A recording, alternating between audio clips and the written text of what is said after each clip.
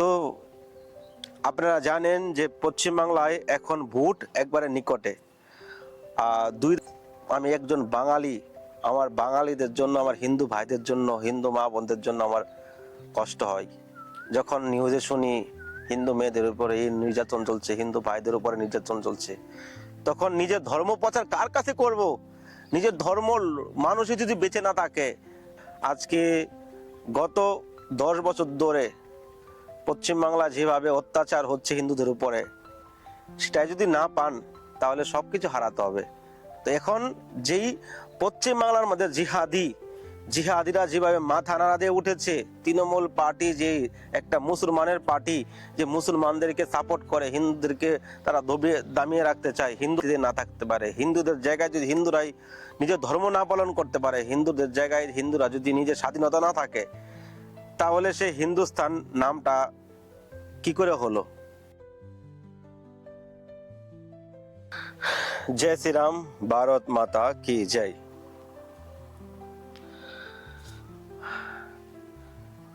তো আকাশ বৃন্দাবন ব্লগে সবাইকে সুস্বাগতম। তো এই চ্যানেলে এরকম ভিডিও বানানো হয় না, আবার কখনো কখনো হয়। অ্যাকচুয়ালি আজকের যে ভিডিওটা, এটা কোনো রাজনৈতিক টপিক নয়, এটা আমাদের হিন্দুদের বেঁচে থাকার লড়াই। ভিডিওটা হয়তো আমি আরও আগে বানাতাম, কিন্তু সেই সময় হয়ে ওঠেনি। তো এখন একবারে নিকটে, সময় একবারে নিকটে, তো ভাবছি একটা আমার নিজের মন্তব্য করা উচিত। আমাদের ভারতবর্ষে এটা একটা হিন্দুস্থান, হিন্দুদের দেশ। এখানে ভগবান রাম, এখানে ভগবান কৃষ্ণ, এখানে গৌরাঙ্গ মহাপ্রভু, ভগবান যুগে যুগে যত অবতার নিয়েছেন এই ভারত ভূমিতে হয়েছে। এটা আমাদের হিন্দুদের স্থান। হিন্দুদের স্থানে যদি হিন্দুরাই যদি শান্তিতে না থাকতে পারে, হিন্দুদের জায়গায় যদি হিন্দুরাই নিজের ধর্ম না পালন করতে পারে, হিন্দুদের জায়গায় হিন্দুরা যদি নিজের স্বাধীনতা না থাকে, তাহলে সে হিন্দুস্তান নামটা কি করে হলো? তো আপনারা জানেন যে পশ্চিমবাংলায় এখন ভোট একবারে নিকটে। 2 দফায় এবার ভোট হচ্ছে পশ্চিমবাংলায়। যে মুখ্যমন্ত্রীর যে ভোট, কালকেই সে ভোট শুরু হচ্ছে, 1 দফা হবে কালকে। তো আমার নিজের মন্তব্য থেকে, নিজের চেষ্টা থেকে আমি এটাই বলবো যে আপনি আপনার আগে নিজের ধর্ম রক্ষা করবেন, না নিজের আগে আপনি ইনকাম করবেন? নিজের ঘর আগে বাঁচাবেন, নাকি নিজের প্রতিষ্ঠান চান? কোনটা? এক সময় আসবে আপনার ঘর রয়েছে, প্রতিষ্ঠান রয়েছে, কিন্তু সবকিছু আপনার থেকে ছিনিয়ে নিবে, আপনার থেকে জোর জবরদস্তি করে দখল করে নিবে। তখন আপনি কোথায় যাবেন? আপনার ঘরও বাঁচালেন না, আপনার প্রতিষ্ঠানও বাঁচালেন না, আপনি সমস্ত কিছু সব ছাড়িয়ে দিলেন। তো আজকে আমার যে মূলত যে কন্টেন্ট রয়েছে, আমি যে কন্টেন্টগুলো ভক্তদের মাঝে বা পাবলিকের মাঝে প্রচার করে থাকি, সেটা ধার্মিক কন্টেন্ট হয়ে থাকে। তো এটা একটা ধার্মিক কথা। আমাদের নিজের ধর্ম আগে রক্ষা করব, নাকি আগে আমরা রাজনীতি করব, না আজকে আমি প্রতিষ্ঠানের মালিক হব, নাকি আমার সমাজের মধ্যে আমার বৈভব দরকার?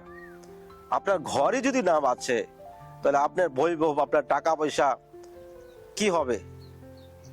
স্থায়ী স্থায়ী জায়গা তো দরকার না জীবনে থাকতে গেলে। সেটাই যদি না পান তাহলে সবকিছু হারাতে হবে।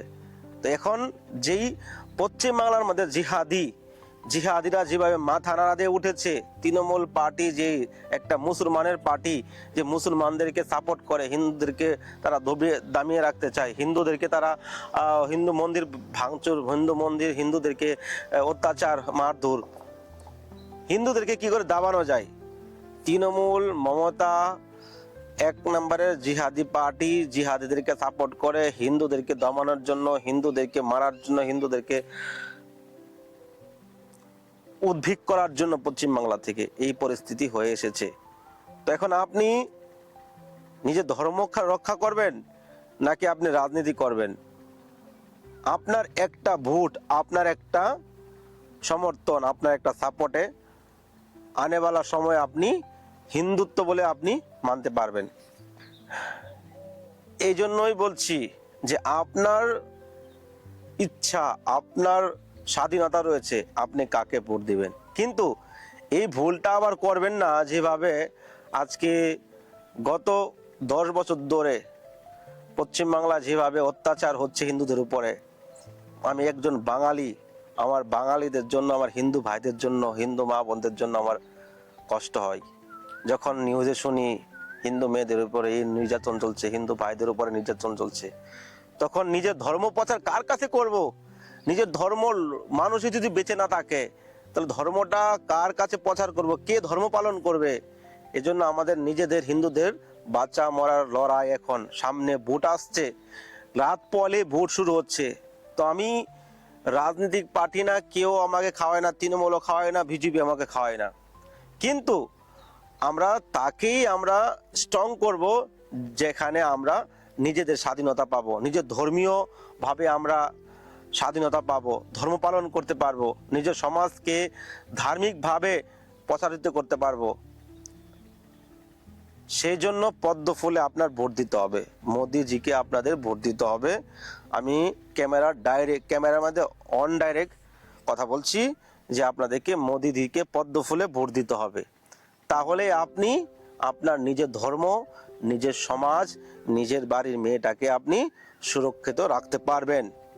এখন আপনি ডিসাইড করুন, আপনি এই 1,500 টাকার লোভে আপনার সমাজ, আপনার পরিবার, আপনার ঘরের মেয়ে তাদেরকে বিপদে ফেলবেন, নাকি আপনার একটা সুন্দর করে পদ্ম ফুলে ভোট দিয়ে আপনারা নিজেদের স্বাধীনতা পাবেন।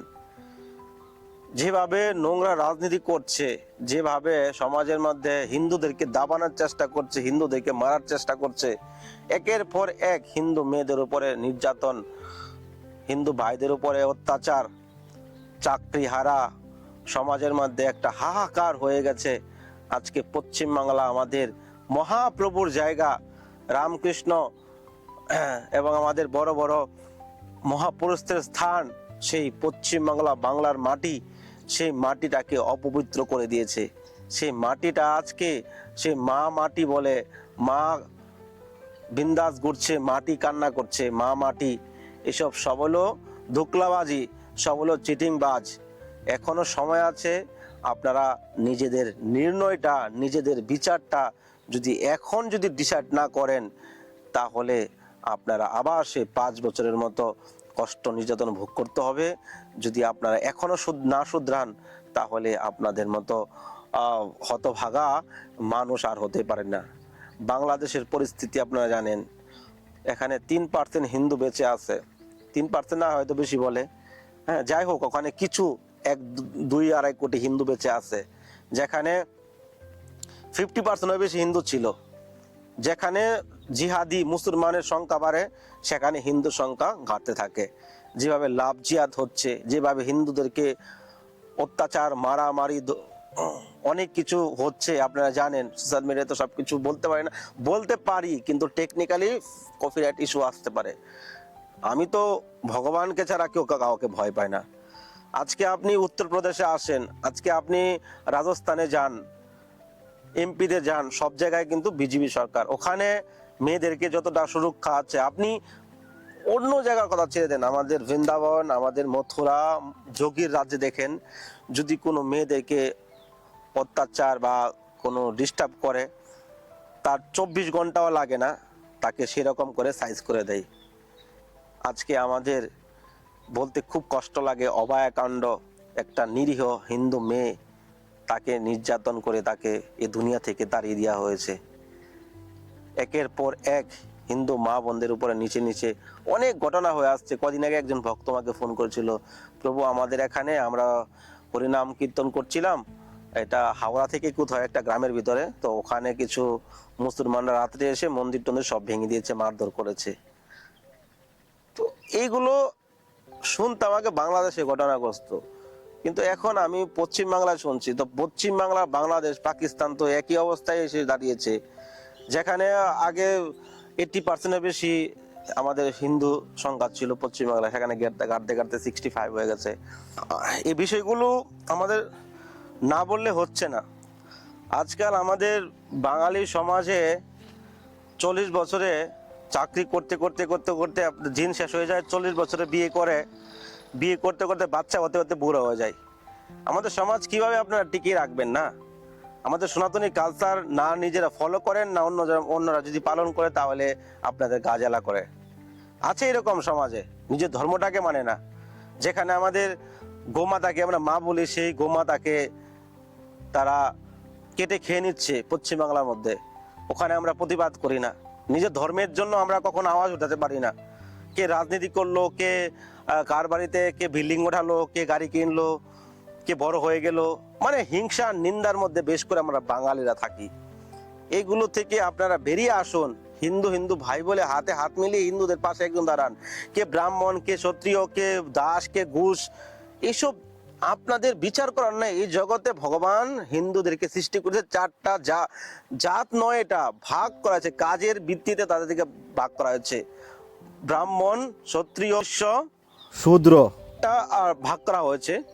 আমরা নানান রকমের জাত পাত ভাগাভাগি করে আমাদের নিজের মধ্যে আমরা আলাদা হয়ে যাচ্ছি।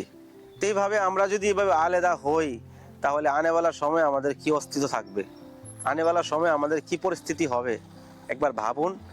হিন্দু হিন্দু ভাই ভাই, হিন্দু এবার যে জাত হোক, যে সমাজ থেকে আসুক, আমরা হিন্দুরা যদি একত্রিত হই, হিন্দুরা যদি আমরা হাতে হাত মিলাই, তাহলে কোনো শক্তি নেই আমাদেরকে কিছু করার। এই জন্য বলবো, হিন্দু ভাইদেরকে বলবো যে আপনারা হাতে হাত মিলান, পদ্ম ফুলে আপনারা নিজের মন্তব্য, নিজের ভোটটা পদ্ম ফুলে দিন, তাহলে হিন্দুরা বাঁচবে। হিন্দুদেরকে বাঁচা মরার লড়াই এসে গেছে।